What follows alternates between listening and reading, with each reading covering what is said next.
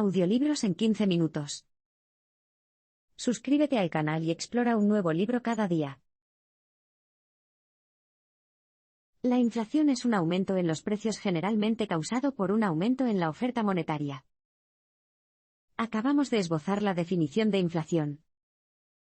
En resumen, es un aumento persistente en los precios de los bienes o servicios, o una disminución persistente del poder adquisitivo del dinero. ¿Cómo podemos imaginarlo? Muchos libros de texto de introducción a la economía lo ilustrarían con un ejemplo como el siguiente. Digamos que tienes 5 panaderos y 5 cerveceros. Respectivamente, cada uno vende una barra de pan y una pinta de cerveza todos los días. Las barras de pan y las pintas de cerveza cuestan una moneda de oro cada una. Hay 10 monedas de oro en total en todo el mundo. Un día, alguien encuentra otras 10 monedas de oro. Se dividen en partes iguales entre las 10 personas. Sin embargo, la cantidad de panes y pintas de cerveza sigue siendo la misma, 5 y 5. Como las personas sienten que tienen más dinero, comienzan a intentar sobrepujar unas a otras para conseguir pan y cerveza adicionales. Como resultado, el precio del pan y la cerveza aumentan. Ahora cada barra y cada pinta cuestan 2 monedas de oro en lugar de una. En la vida real, la inflación sigue una ruta mucho más lenta y compleja que esta. Sin embargo, como muestra el ejemplo, la inflación está estrechamente relacionada con la oferta monetaria, es decir, la cantidad total de dinero en una economía. Si la oferta monetaria es mayor, los precios subirán a medida que todos traten de sobrepujar unos a otros para comprar una cantidad limitada de bienes. En el ejemplo del pan y la cerveza, la oferta monetaria aumentó porque alguien descubrió un montón de monedas de oro. En la vida real, los aumentos en la oferta monetaria suelen deberse a 2 factores diferentes: los bancos centrales imprimen dinero nuevo, y los bancos privados otorgan préstamos a personas o empresas. Un ejemplo extremo y famoso de la primera situación ocurrió durante la República de Weimar en Alemania a principios de la década de 1920. En el período posterior a la Primera Guerra Mundial, el gobierno de Alemania estaba muy endeudado. Para financiar esa deuda, decidió imprimir más dinero, mucho dinero. Esto funcionó, por supuesto, y toda la deuda se pagó rápidamente. Sin embargo, en el proceso, el gobierno creó una hiperinflación, básicamente, un caso extremo de inflación. En última instancia, esto hizo que los precios hubieran subido un enorme 500% en 1923. Grandes sectores de la población vieron desaparecer su riqueza material, al menos la que estaba en efectivo, en un instante. Afortunadamente, la hiperinflación no ocurre con frecuencia. Con mucha más frecuencia, los aumentos en la oferta monetaria se producen cuando los bancos privados otorgan préstamos, porque, por supuesto, los bancos prestan dinero que en realidad no poseen. Lo más importante es recordar que el tamaño de la oferta monetaria afecta a la inflación. Sin embargo, debemos añadir un detalle adicional. Este efecto solo es evidente a medio plazo. A corto y largo plazo, la oferta monetaria tiene una conexión débil con la inflación. Exploremos eso un poco más. La inflación tiende a seguir un patrón ondulatorio, con precios que suben, se estabilizan y luego vuelven a subir. Por lo tanto, sabemos que los cambios en la oferta monetaria afectan a la inflación a medio plazo, pero ese no es el caso a corto ni a largo plazo. ¿Qué afecta a la inflación durante esos periodos de tiempo? Cuando se trata del corto plazo, la oferta monetaria es menos relevante porque sus cambios no se reflejan inmediatamente en los precios de los bienes y servicios. A menudo, esto se debe a que los aumentos en la oferta monetaria impulsan inicialmente a las personas a ahorrar, por lo que no gastan su nuevo dinero de inmediato. Además, la mayoría del dinero nuevo lo crean los bancos cuando otorgan préstamos. Ese dinero generalmente se transfiere a activos, como bienes raíces, por ejemplo, en lugar de directamente a bienes y servicios. En lugar de la oferta monetaria, otros factores promueven la inflación a corto plazo. El economista John Maynard Keynes los describió a Principios del siglo XX. Propuso que la inflación podría deberse a que la demanda superara a la oferta. Además, señaló que la inflación podría incorporarse a un sistema económico mediante, por ejemplo, aumentos salariales anuales regulares. Muchas personas piensan que sus salarios aumentan cada año porque han hecho un buen trabajo, pero de hecho, estos aumentos son en realidad el resultado de la inflación. Ese es el corto plazo. A largo plazo, la inflación se ve afectada principalmente por el crecimiento de la población. Este efecto es fácil de entender. El aumento de la población significa que más personas compiten por recursos limitados, lo que significa precios más altos. De 1950 a 2013, la población mundial se triplicó, pasando de 2,5 millones a 7,2 millones. Probablemente no sea una coincidencia que en este período también se haya registrado el mayor aumento de precios jamás registrado. Según la teoría del autor, a la que denomina teoría de las ondas inflacionarias, la tendencia general de la inflación a lo largo del tiempo sigue un marcado patrón ondulatorio. La inflación aumenta gradualmente en el transcurso de aproximadamente un siglo. Luego, hay un periodo de turbulencia en el que los precios fluctúan enormemente. Por último, hay un periodo de equilibrio en el que los precios se mantienen relativamente estables. Finalmente, se desencadena una nueva ola de inflación y el ciclo comienza de nuevo. Cada aumento de precios aumenta exponencialmente con el tiempo, aunque la longitud de las olas y la intensidad de la inflación varían. El historiador David Hackett Fisher propuso una teoría similar en 1996. Dijo que después de un periodo de estabilidad de precios, algo tiende a desencadenar el inicio de una nueva ola inflacionaria. Argumentó que estos periodos de estabilidad hacen que las personas perciban la vida de manera más positiva, y, por lo tanto, tengan más hijos. En última instancia, el aumento del crecimiento de la población termina ejerciendo más presión sobre los recursos, lo que provoca un aumento lento pero constante de los precios. Si los ciclos de inflación ocurren con tanta regularidad, ¿significa eso que las personas pueden explotarlos para su beneficio? Ya lo creo. Todos los gobiernos y otros deudores se benefician de la inflación, los ahorradores se ven perjudicados por ella. Primero, dejemos esto de lado, la inflación no es del todo mala. Pero tampoco es del todo bueno. Empecemos por lo bueno. Inicialmente, la ola inflacionaria puede ayudar a la economía. Por un lado, el aumento de los precios es un incentivo para que las personas gasten dinero en lugar de ahorrarlo, ya que saben que el dinero que tengan en sus cuentas corrientes y de ahorro seguirá teniendo un valor cada vez menor. Del mismo modo, las personas que poseen activos como viviendas y acciones terminan obteniendo ganancias gracias a la inflación, que luego gastan en bienes y servicios. Todo esto impulsa la economía. Sin embargo, el verdadero beneficiario de la inflación es el gobierno. La serie de beneficios para el gobierno incluye el hecho de que la inflación hace que el PIB del país parezca más alto. Esto, a su vez, arroja una luz positiva sobre el país en el escenario mundial.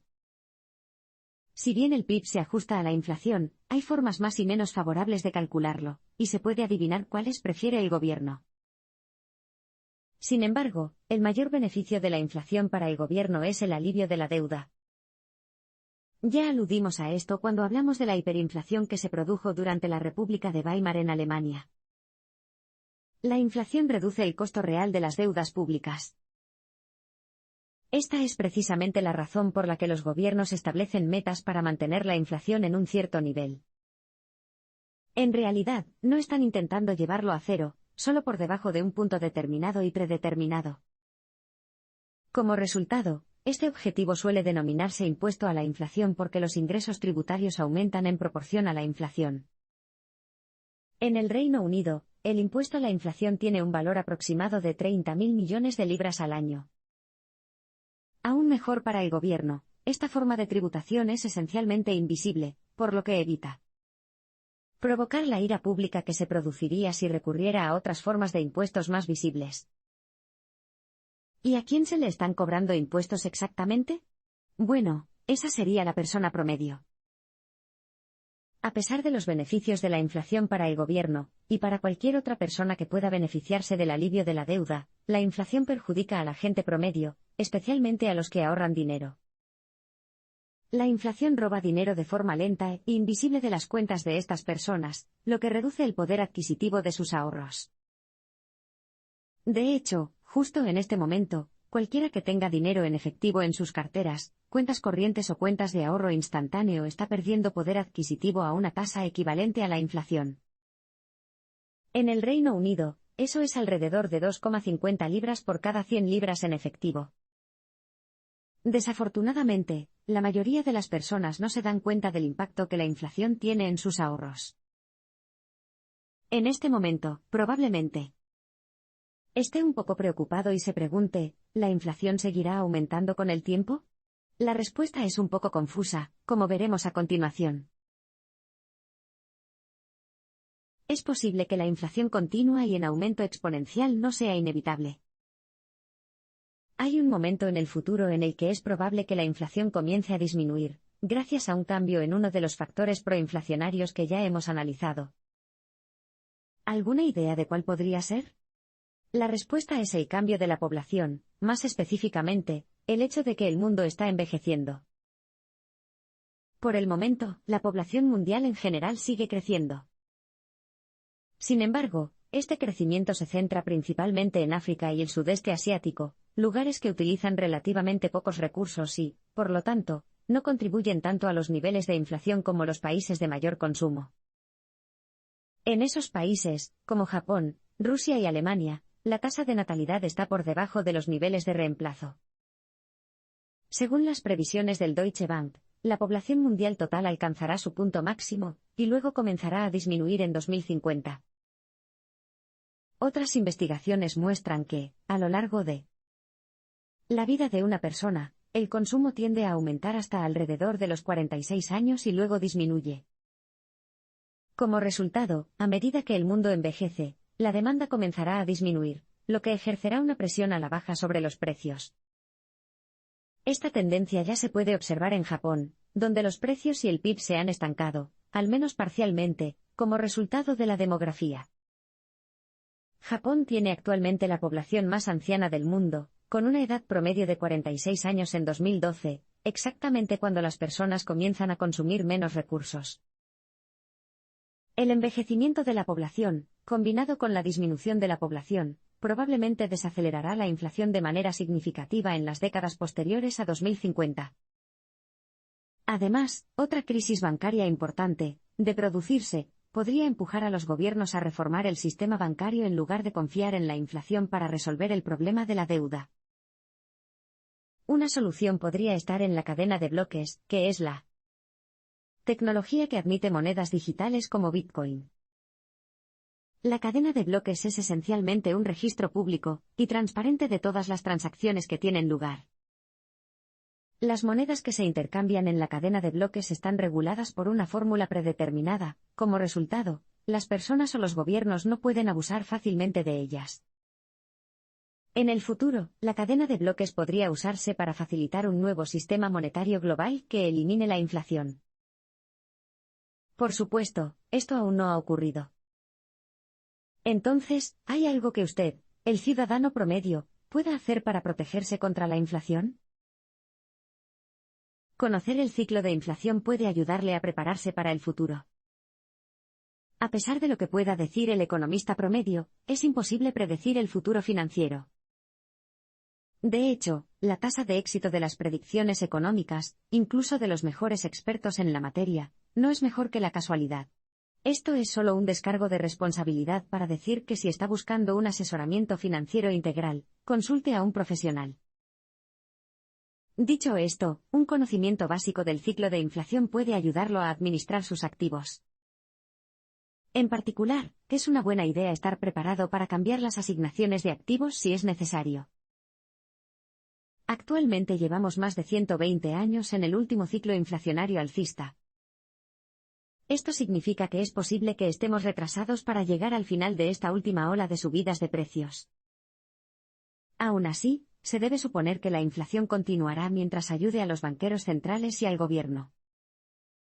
Por lo tanto, incluso cuando esta ola de inflación alcance su punto máximo, es más probable que vaya seguida de una baja inflación en un futuro próximo en lugar de una deflación, en otras palabras, una desaceleración de la inflación en lugar de una verdadera caída de los precios. En un mundo de baja inflación, las tasas de interés serán bajas, y habrá periodos de impresión de dinero, y otros estímulos económicos por parte de los bancos centrales. Las tasas de interés bajas fomentarán el endeudamiento y, con el tiempo, los salarios reales dejarán de caer tanto. Es probable que las acciones aumenten de valor, ya que la impresión de dinero por parte de los bancos centrales respaldará el aumento del valor del capital de las acciones. Además, los precios de las propiedades y los precios de la tierra se verán respaldados por tasas de interés bajas. Sin embargo, los ahorradores de efectivo seguirán viendo cómo la inflación erosiona su dinero. Este cálculo cambiaría en caso de que se produjera algo así como una crisis importante de bonos que provocara una reestructuración a gran escala de la deuda y, posteriormente, el cierre y la quiebra de los bancos. Los ahorros depositados en los bancos podrían perderse y los precios de la vivienda bajarían. Es probable que los precios bursátiles también se desplomen. Es probable que los metales preciosos como el oro y las monedas digitales aumenten de valor, ya que estas fuentes de riqueza a menudo se consideran refugios seguros. De hecho, este podría ser el momento en el que las monedas digitales podrían convertirse en una nueva parte de la economía mundial, especialmente si el final del ciclo de inflación se desencadenara por algún tipo de crisis bancaria. Tras las turbulencias del período de transición, se produciría una ola de consolidación más estable en la que los precios variarían menos y se igualarían con el tiempo. En estas condiciones, los precios de las acciones se recuperarían. Sin embargo, su rentabilidad a largo plazo no sería tan buena sin la ayuda de la inflación. Los préstamos también se restringirían más, una vez más porque las empresas no se beneficiarían de la cancelación sutil y a largo plazo de sus deudas por parte de la inflación. Debido a la demografía, las empresas se enfrentarían a una menor demanda de los consumidores. Los bajos retornos de la inversión serían prácticamente normales. A partir de ahora, la inflación permite a las personas crear dinero de la nada mediante préstamos. En un mundo sin inflación, quienes deseen obtener más dinero tendrían que trabajar directamente para conseguirlo, o arriesgar su capital invirtiendo en negocios reales. En general, este mundo sería un lugar más equitativo, libre de la cinta transportadora invisible de la inflación, que se lleva la riqueza de los ahorradores de efectivo, y la deposita en manos de deudores y prestatarios, el más grande y poderoso de los cuales es el gobierno central.